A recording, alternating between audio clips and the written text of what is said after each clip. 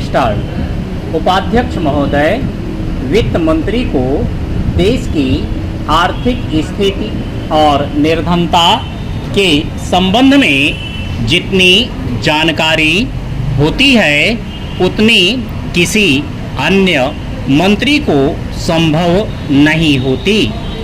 Budget बनाते समय वैसे तो बजट में आय व्यय का ब्यौरा होता ही है, लेकिन मूल रूप में देश की आर्थिक नीतियों में किस प्रकार का परिवर्तन हो तथा किस मार्ग पर वह देश को चलाना चाहते हैं, सरकार का लक्ष्य क्या है, इन सब नीतियों का बजट में विवरण होता है।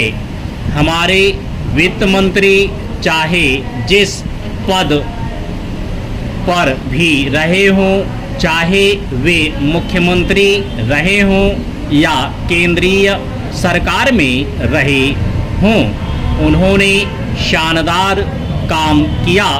जिस समय उन्होंने बजट प्रस्तुत किया उस समय देश को और विशेष रूप से गरीबों को उनसे बहुत सी आशाएं थीं। देश में लगभग 6 लाख गांव हैं, उनमें जो बेरोजगारी है, गरीबी है, उसके संबंध में देश की जनता को उनसे बड़ी आशाएं थीं और जनता देखना चाहती थी कि इस अवसर पर सरकारी नीतियों के द्वारा देश को वे क्या मार्गदर्शन देना चाहते हैं।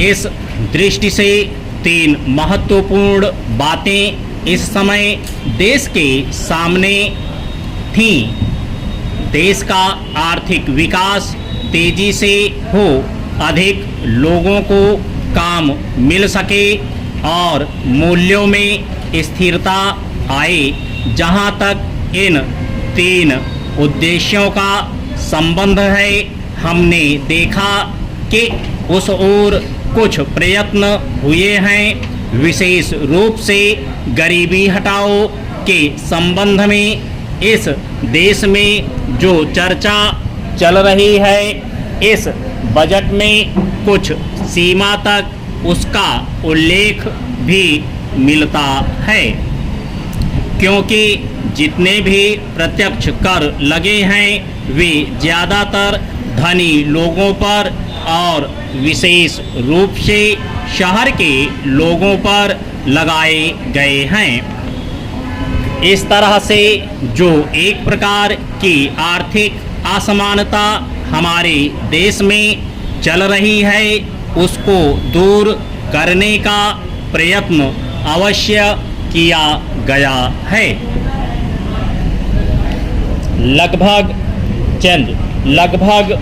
5 दशक पूर्व जब हमारा देश स्वतंत्र हुआ था, उस समय देश में जितने सरकारी कर्मचारी थे वे ऐसा समझ बैठे थे कि अब तक देश में जिस तरह से अंग्रेज़ों का प्रशासन चल रहा था उस तरह से काम नहीं चलेगा, क्योंकि कांग्रेस के जो नए लोग आए थे, जो मंत्री बने थे, वे लोग धन के मामले में त्यागी आदमी हैं।